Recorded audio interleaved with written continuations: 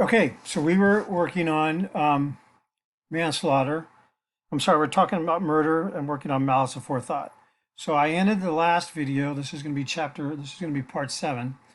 I ended the last video. We talked about malice aforethought. Malice aforethought, um, in order to prove malice aforethought, it's one of 4 different things has to happen. You only need one. It can be more than one. I can have an intent to kill, which is clearly an intent to cause grievous bodily injury, and it shows a reckless indifference for human life if I shoot you in the chest 5 times. So it can be more than one, it can be all 3. And it could be all 4. I could do a robbery where I intend to kill the clerk. So it's a death occurs during the commission of a robbery, which is an intent to commit one of the enumerated felonies or the felony murder rule. I had the intent to kill. I shot one of the clerks in the chest with my gun. My intent was to kill them. The use of a gun shows causes grievous bodily injury. The use of a gun shows a reckless indifference for human life. So, you mark all the boxes in that case. So it only needs one, but you can have more than one. Okay. So the actual definition of murder is the killing of one human being by another with malice aforethought. So we've gone through the killing. Killing means somebody dies, and it has to be by one human being by another, and there has to be malice. All right.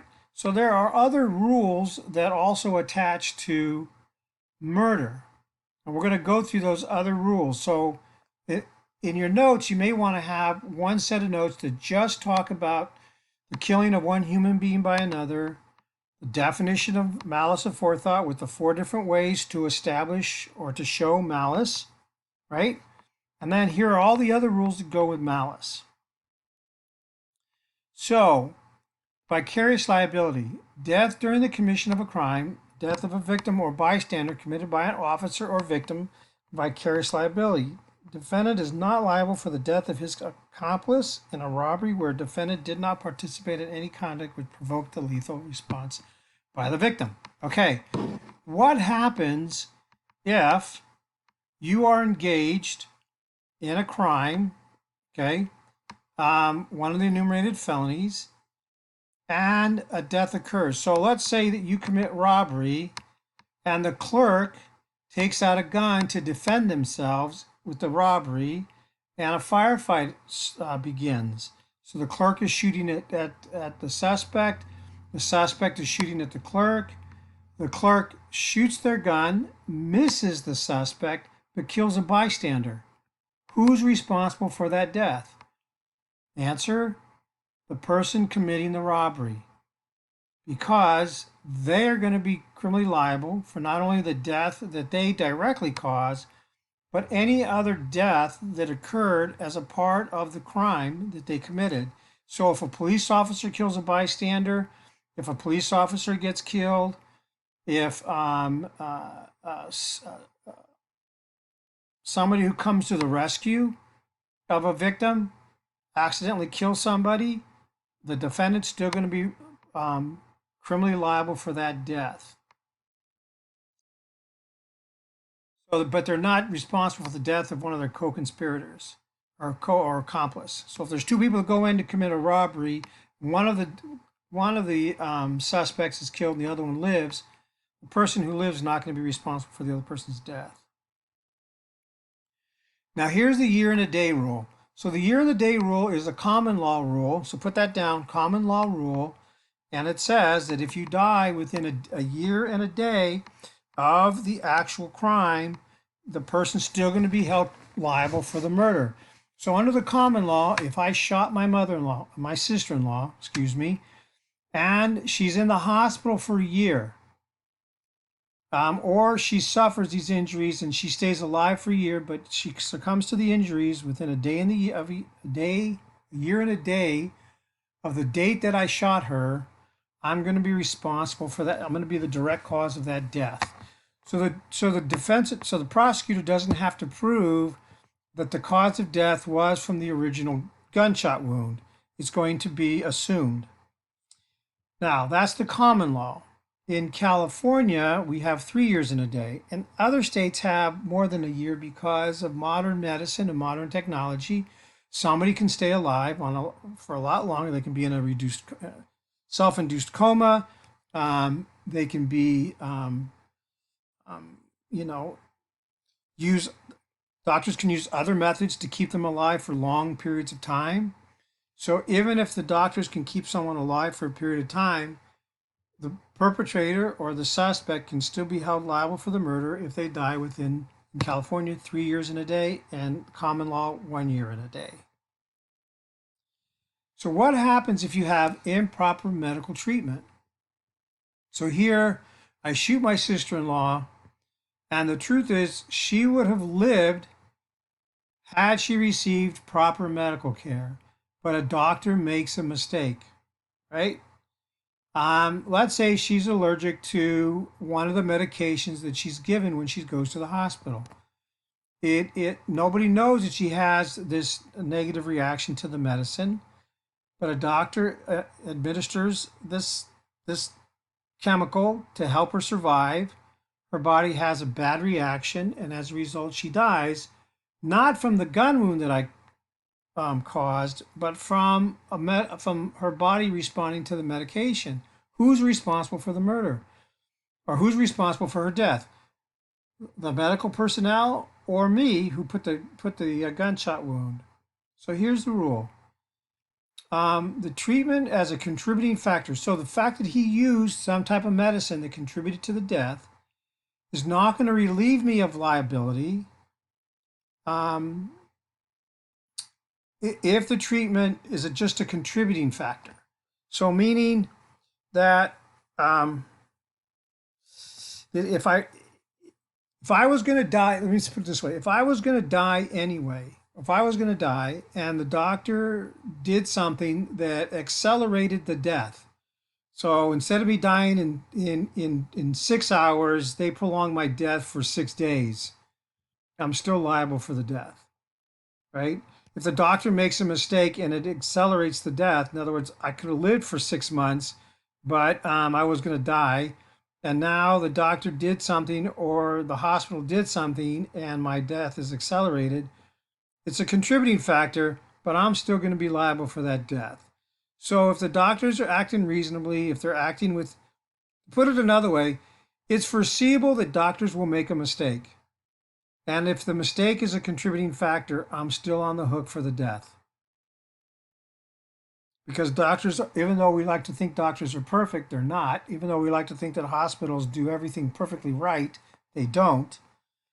So if the medical personnel, right, if the hospital, if the doctors in some way contribute to my death, I'm still going to, contribute to the death of my sister-in-law, I'm still going to be responsible. But if the medical treatment is a direct cause of death, if the original injury is not a cause of death, so let's say I shoot my sister-in-law and it's an injury that she wouldn't have died, but the doctors screw it up so bad that she dies, I'm off the hook. It's not foreseeable that a doctor is going to be the direct cause of death. It's foreseeable that doctors may be a contributing factor. Okay. So unlawful injury accelerating death. So defendant is still currently liable for the homicide. So let's say that I shoot my sister-in-law, they put her in an ambulance, and now the ambulance is on its way to the hospital. Code 3, lights and sirens. It's doing everything right. It goes through an intersection. Somebody doesn't see the emergency vehicle. They're going through a green light, but they don't see the emergency vehicle. The emergency vehicle does not see them. There's an accident, and as a direct cause of that accident, my sister-in-law dies. I'm still on the hook. I'm still on the hook because it's foreseeable that it's foreseeable that an ambulance will get into an accident, and so I'm still going to be on the hook. And you take your victim as you find them. This is just a general rule of law that you use in civil practice, you use in criminal practice. You take your victim as you find them. So let's say that my sister-in-law has a weak heart. A normal person would have survived the gunshot wound, right? A normal, healthy person would have survived the gunshot wound.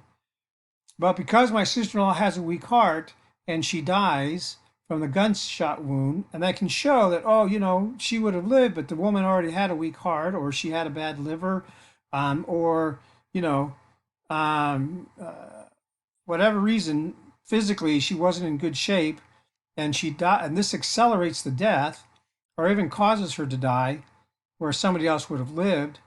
I'm still on the hook for the murder. You take your victims as you find them. So the fact that she was weak, the fact that she may have had a bad heart or a disease, and the shooting may have caused the death, but this weakness, this fact that she had a disease, accelerated the death, made it happen faster, or even caused the death. It's too bad. It's like if I hit somebody with a baseball bat, wanting to cause great bodily injury, and she has a thin skull. I mean, who's going to know? Who knew she had a thin skull? I knew she was thin-skinned. Didn't know she had a thin skull. So I hit her with a baseball bat, thinking, okay, well, I mean, I want to cause injury, serious injury, but I didn't want to kill her. But she dies because she's got a thin skull. I'm on the hook, right? I don't get to pick my victims. You take your victims as you find them. All right. So if the injuries hasten the death or accelerate the death, I'm still on the hook for murder. Transferred intent. Transferred intent simply means that I wanted to kill my sister-in-law, I missed when I aimed the gun, shot my mother-in-law. I'm still on the hook for murder. I don't have the defense of I didn't, since I did not intend to kill my mother-in-law, then you can't charge me with murder because I didn't have intent to kill. And I didn't have an intent to cause grievous bodily injury. I only intended to kill my sister-in-law. So charge me with attempted murder, which is less time in prison. It doesn't work that way. They just simply say you intended to kill one person, but you killed another person. We're just going to transfer the intent and hold you liable for the death. Then I have some examples for you. Let me go through those. Okay, so we only got a couple of minutes left so I'm not going to go into manslaughter. I'm going to go into, let's see. So John and Albert are gang members. John sees Tony, a member of a rival gang. John and Albert corner Tony in an alley, and both John and Albert randomly stab Tony with knives for several times. Tony dies from multiple stab wounds. So, are they engaged in lawful activity? So it's not justifiable because these guys are not law enforcement officers engaged in lawful act of their duty. These guys are gang members. It's not excusable because they're not engaged in lawful behavior. They're engaged in unlawful behavior. So this is an unlawful killing. Do they have malice? Well, do they have an intent to kill? There's nothing about these facts that say that they have an intent to kill. But you could argue because the person dies from several stab wounds, you could argue based on their behavior that they had an intent to kill. But let's assume for the moment they don't have an intent to kill. Okay. Do they have an intent to cause grievous bodily injury? Absolutely yes. When you stab somebody, you have an intent to cause grievous bodily injury. And as a result, they died. And these are multiple stab wounds. So clearly there was an intent to cause grievous bodily injury. Therefore, they have malice. It's the unlawful killing of one human being by another with malice, meaning that they had the intent to cause grievous bodily injury. Did they have an intent? Did they show a reckless indifference for human life? Yes, they showed a reckless indifference for human life because they stabbed someone several times. Stabbing somebody shows a reckless indifference for human life. So you could establish malice aforethought by an intent to cause grievous bodily injury or a reckless indifference for human life. And can you charge them with one of the enumerated felonies? So if it falls under kidnapping, if it falls under robbery, if it falls under one of those, you would be able to charge the felony murder rule. And here, I don't believe there's anything on our list. So clearly, but under two different ways, we can establish malice. We can establish this is an unlawful killing of one human being by another, because these are human beings, and this person dies at the hand of their stab wounds. Of their stabbing them. So you have the crime of murder. Okay. We'll see you on the next video to talk about manslaughter.